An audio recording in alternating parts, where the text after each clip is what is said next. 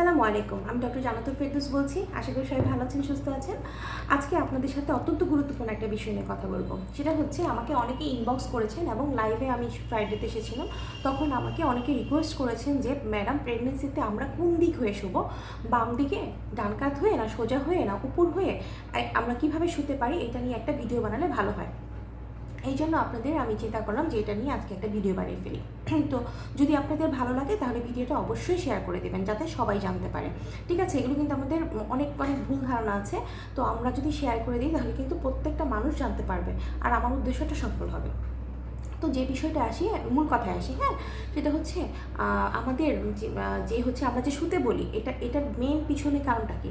একটা ব্লাড সার্কুলেশনের ব্যাপার থাকে, ঠিক আছে? তো আমরা যদি এখন চিন্তা করি ব্লাড সার্কুলেশনটা করছে কে? হৃৎপিণ্ড, মানে হার্ট করছে। তো এই হার্ট থেকে তো অনেকগুলো নাড়ি বের হয়, হ্যাঁ, কিন্তু নিচের দিকে রক্ত সরবরাহ করে যে নিচের অংশ